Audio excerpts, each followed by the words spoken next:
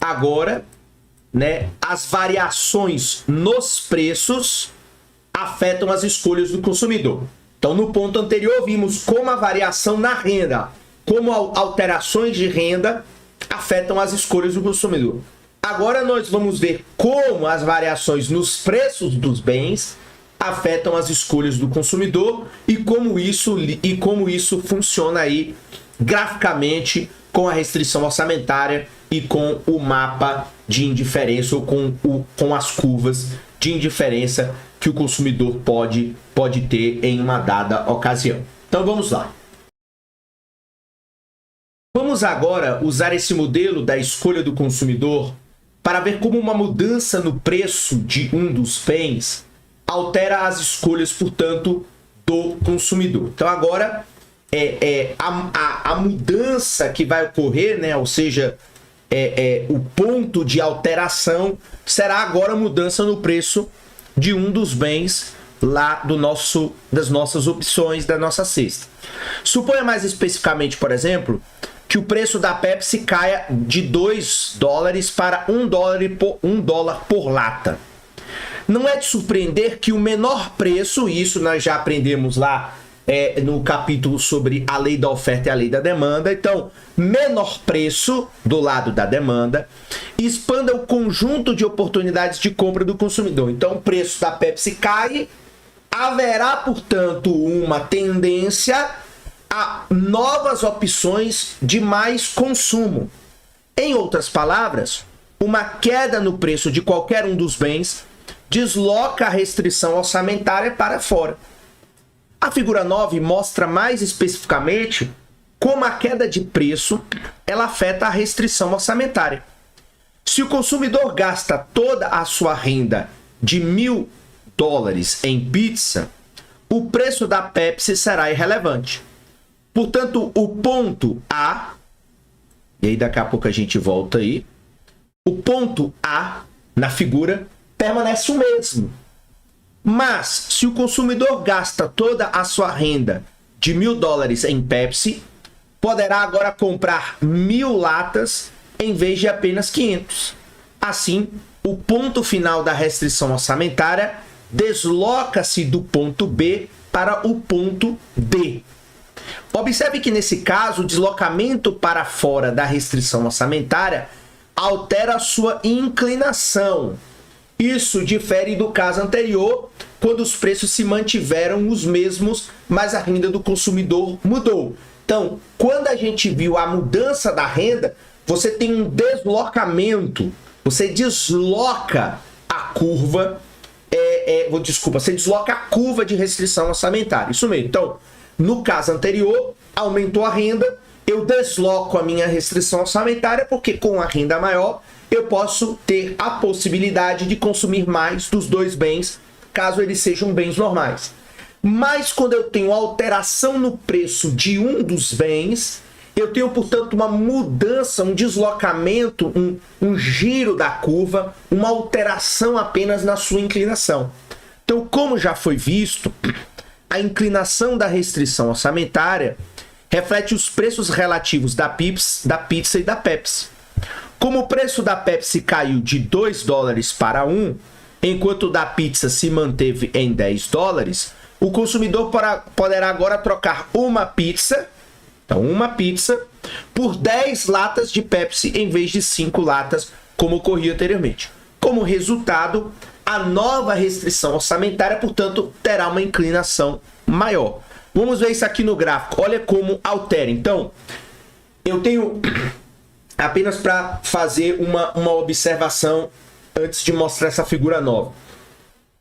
Portanto, aqui eu adicionei já dois movimentos. Então, a restrição orçamentária, ela se desloca quando ocorre uma alteração na renda, e ela muda a sua inclinação ou seu giro, ela deslocamento e giro, né? Onde ela altera a sua inclinação. Então veja, eu tenho aqui a curva de restrição orçamentária original.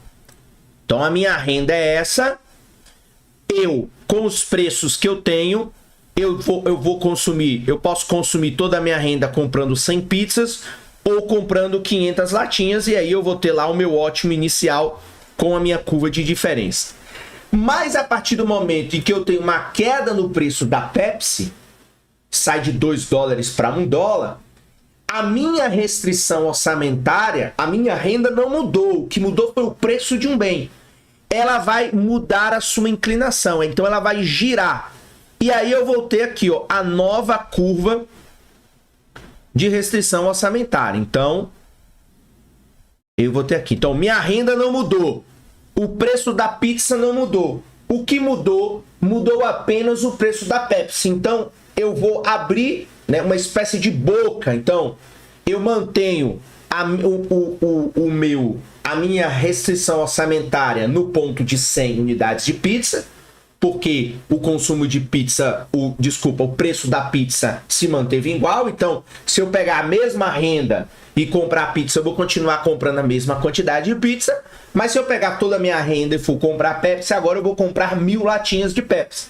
Então, eu tenho um giro da curva. Portanto, ela abre esta diferença aqui, mostrando este giro decorrente da alteração do preço. E aí, claro, nesta nova restrição orçamentária, com este novo preço de um dos produtos, eu vou ter uma nova curva de indiferença, porque agora eu vou poder consumir uma nova cesta, um novo ótimo. Então, uma queda no preço da Pepsi provoca, portanto, uma rotação para fora da restrição orçamentária. Então, lembrando, eu tenho 2 movimentos já adicionados aqui ao longo do capítulo. Se a renda aumenta, eu tenho um deslocamento da restrição orçamentária. Se um dos preços dos produtos muda, eu tenho uma rotação da minha restrição orçamentária. Neste caso, o preço diminuiu, portanto, eu faço uma rotação para fora, uma rotação para a direita, uma rotação para cima, que vai, portanto, significar que eu posso consumir mais.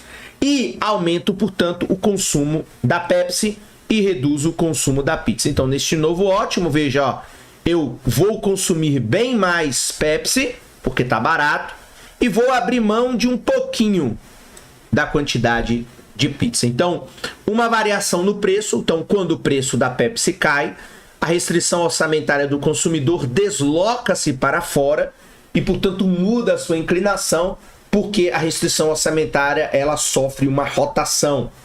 O consumidor move-se do ótimo inicial para o novo ótimo, que muda suas compras tanto de pizza quanto de Pepsi. Neste caso, a quantidade consumida de Pepsi aumenta e a quantidade consumida de pizza cai. E esse princípio vai funcionar para qualquer 2 produtos que se aplique aqui neste gráfico, ok? Então aqui a nova restrição orçamentária, portanto, tem uma inclinação maior. Note que aqui mudou a inclinação da nova restrição orçamentária, dado o novo preço de um destes produtos. Opa! Aceleramos aqui sem querer. Vamos retornar. Aqui.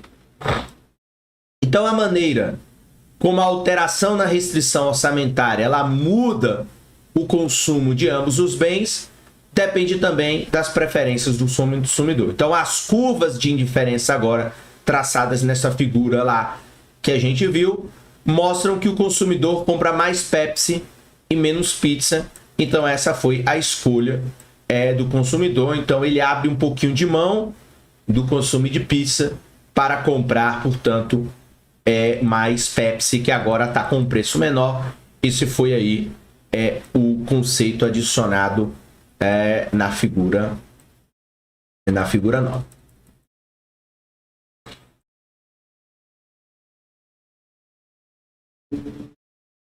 Efeito renda e efeito substituição. O impacto de uma mudança no preço de um bem sobre o consumo pode ser decomposto em 2 efeitos. Então você tem, portanto, o efeito renda e o efeito substituição. Para entender esses 2 efeitos, imagine que como o consumidor reagiria se soubesse que o preço da Pepsi ele caiu. Ele poderia raciocinar das seguintes maneiras. Grande notícia. Agora que a Pepsi está mais barata, minha renda tem maior poder de compra. Estou de fato mais rico que antes.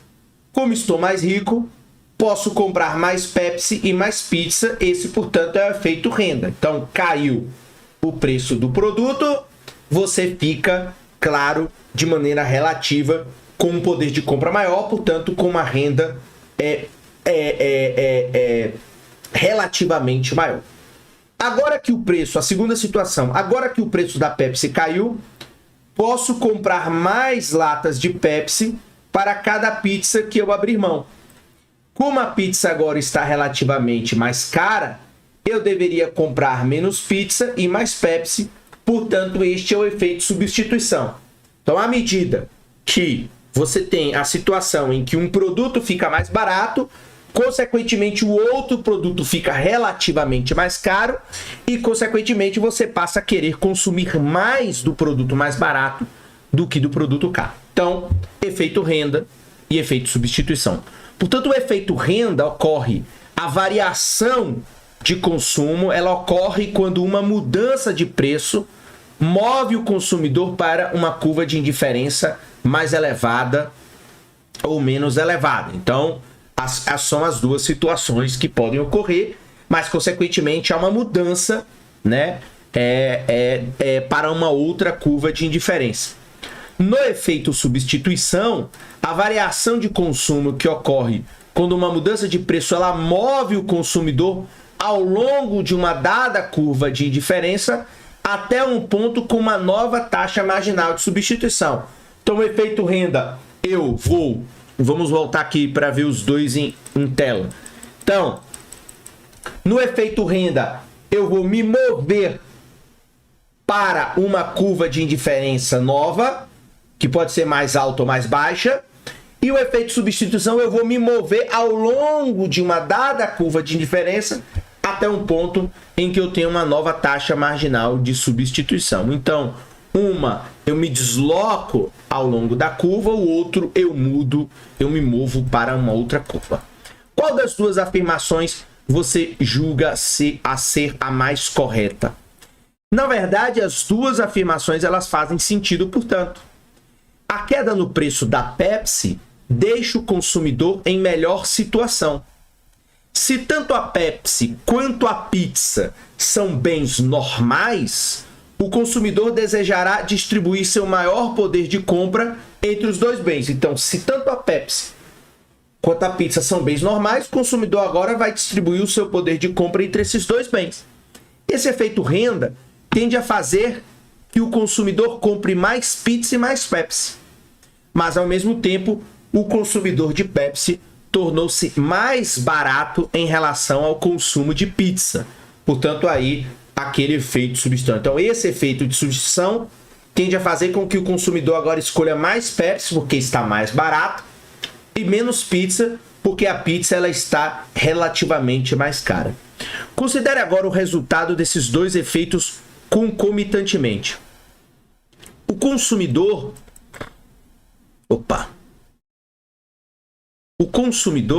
Vamos voltar aqui. O consumidor certamente compra mais Pepsi, já que tanto o efeito renda quanto o efeito substituições agem para aumentar as compras de Pepsi. Mas não se pode dizer com certeza se o consumidor comprará mais pizza, porque os efeitos renda e substituição trabalham em direções opostas. Essa conclusão ela é sintetizada na tabela 1. Então, tanto o efeito renda quanto o efeito substituição vão sugerir comprar mais Pepsi. Mas ambas não vão deixar claro se o efeito final vai ser de mais consumo de pizza, porque uma aumenta o consumo de pizza, mas outra diminui o consumo de pizza porque a pizza está relativamente mais cara. Podemos interpretar, portanto, os efeitos renda e substituição usando curvas de indiferença. O efeito renda, portanto, é a variação no consumo que resulta da passagem para uma curva de indiferença mais elevada. Então, o efeito renda é a variação no consumo que vai resultar na passagem para uma nova curva de indiferença mais elevada. Já o efeito substituição é a variação no consumo que resulta de estar em um ponto de uma curva de indiferença com uma taxa marginal de substituição diferente. A figura 10 representa graficamente como decompor a mudança da decisão do consumidor em seus efeitos renda e substituição. Mas antes de continuar aqui, no parágrafo, a tabela 1, ela mostra o seguinte: os efeitos renda e substituição quando o preço da Pepsi cai. Então veja, efeito renda. Então, a Pepsi cai, o preço da Pepsi cai. Então, qual é o efeito renda? A minha renda agora aumenta o poder de compra, então o consumidor ele está mais rico, portanto ele está disposto a comprar mais Pepsi. Ok? Então ele vai comprar mais Pepsi. E na pizza, o consumidor está mais rico, a renda dele agora tem um poder de compra melhor, ainda que o preço da pizza não tenha se alterado, portanto ele também vai comprar mais pizza. No efeito substituição, se a Pepsi fica mais barata, está, portanto, relativamente mais barato, o consumidor vai passar a comprar mais. Mas no caso da pizza, em que o preço permanece o mesmo, a pizza ela agora está relativamente mais cara. Portanto, o consumidor compra menos pizza. Então, numa opção eu compro mais Pepsi, porque a Pepsi está mais barata, e agora eu vou comprar menos pizza, porque ainda que o preço da pizza não tenha se alterado, mas ela está relativamente mais cara.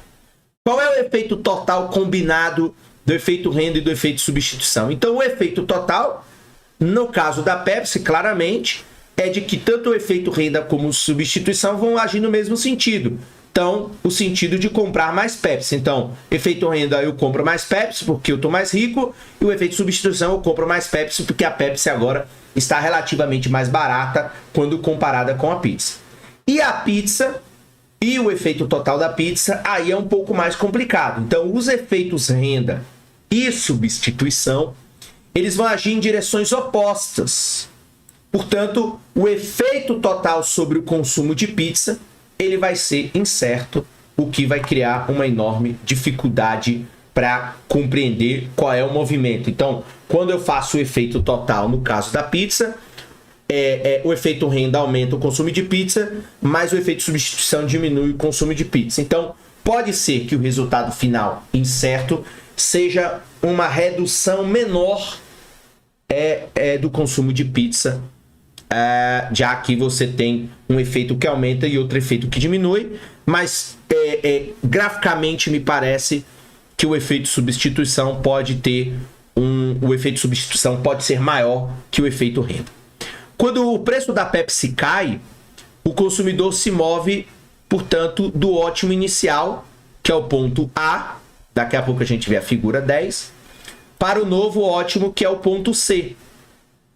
Podemos considerar que essa mudança se dê, portanto, em duas etapas. Então, primeiro, o consumidor ele vai se mover ao longo da curva de indiferença inicial I1 do ponto A para o ponto B. Então, o consumidor agora está igualmente satisfeito nesses dois pontos. Mas no ponto B, a taxa marginal de substituição reflete o novo preço relativo.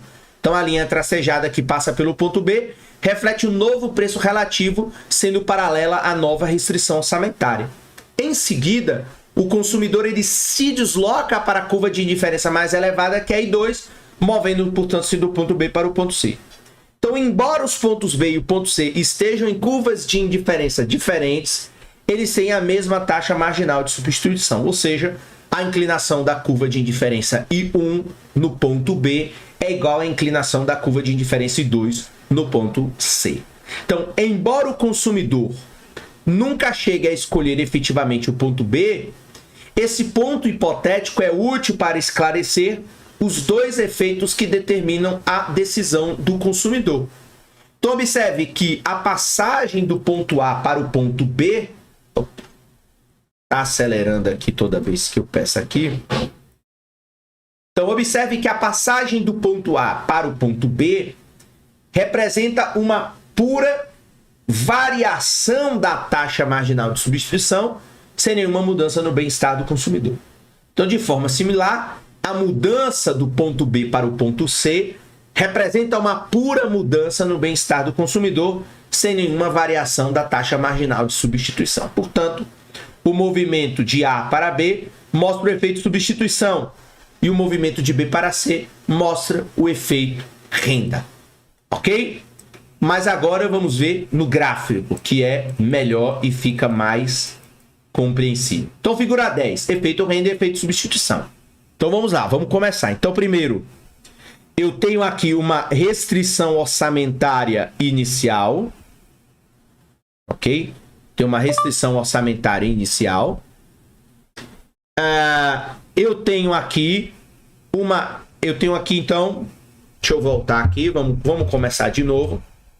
Então, eu tenho inicialmente aqui a restrição orçamentária inicial.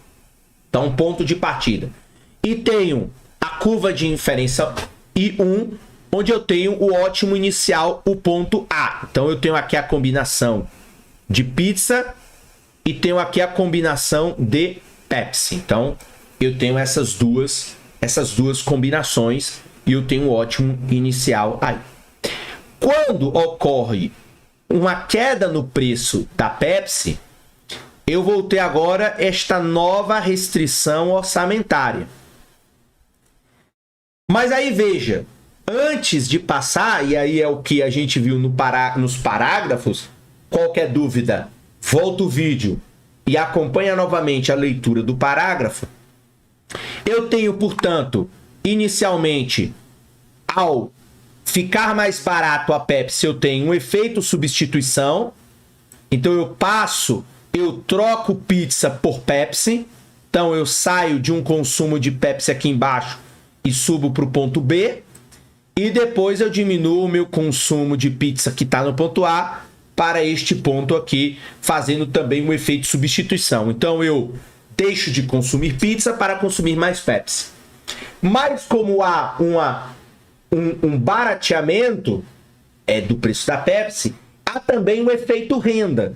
E aí, no efeito renda, este ponto B, eu não otimizo a minha renda. Eu aí vou me deslocar para este ponto C, nesta nova curva de indiferença, que terá a mesma inclinação, como explicado no parágrafo, a mesma taxa marginal de substituição. Portanto, eu vou no efeito C. Então, no efeito C, eu aí aumento mais uma vez o meu consumo de Pepsi, porque agora eu estou com maior poder aquisitivo, mas eu também aumento o meu consumo de pizza, porque eu também estou mais rico. E aí, portanto, eu tenho esta transição. Então, este ponto pontilhado é apenas um exemplo. Então, preço da Pepsi fica mais barato. Opa, mais barato, então a pizza está relativamente mais cara. Eu passo a consumir mais Pepsi, menos pizza, efeito substituição, mas no segundo momento eu vejo que a minha restrição orçamentária se deslocou, o meu poder de compra está maior, eu aí passo para uma nova curva de indiferença que vai tangenciar esta nova restrição orçamentária, revelando, portanto, agora que eu vou consumir mais pizza e mais Pepsi, portanto, mostrando aí o efeito renda. Então, o efeito substituição na Pepsi é de aumenta e o efeito renda aumenta, e na quantidade de pizza o efeito substituição diminui, mas o efeito renda aumenta, diminui essa diminuição. Então, consequentemente aqui, dá para ver que o efeito substituição ele é maior. Aí o efeito renda compensa um pouco, mas mesmo assim a quantidade de pizza consumida diminui em relação ao ótimo inicial. Então, o efeito de uma mudança no preço pode ser decomposto em efeitos de renda e efeito substituição. O efeito substituição, o movimento ao longo de uma curva de diferença para um ponto com taxa marginal de substituição diferente, é representado, portanto, pela mudança do ponto A para o ponto B ao longo da curva de indiferença aí. Então, primeira situação, cai o preço da Pepsi, há um efeito de substituição, eu saio do ponto A para o ponto B, na mesma curva de indiferença, portanto, ambos têm a mesma satisfação, eu só mudo o ponto em que a taxa marginal de substituição ela é diferente.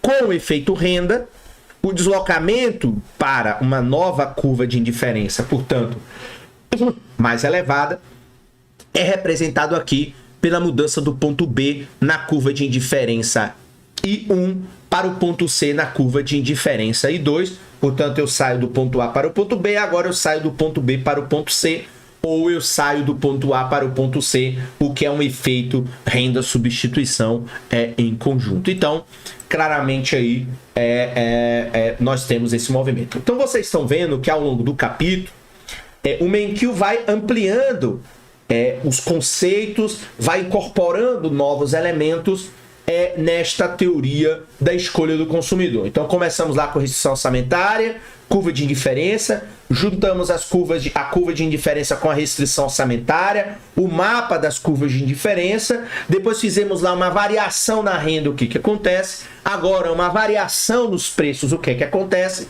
levando em consideração os tipos de bens que você pode encontrar. Então vocês estão vendo que até o final do capítulo você vai adicionando mais elementos de complexidade nesta teoria, o que faz, portanto, com que o conjunto conceitual seja um conjunto conceitual complexo, enfim, robusto, que faz a gente compreender de maneira, enfim, bem didática por conta dos gráficos serem simples, mas é claro que tem vários elementos de compreensão, mas isso permite a compreensão um pouco de como funciona estes comportamentos em uma economia real, ainda que, claro, a teoria ela tem as suas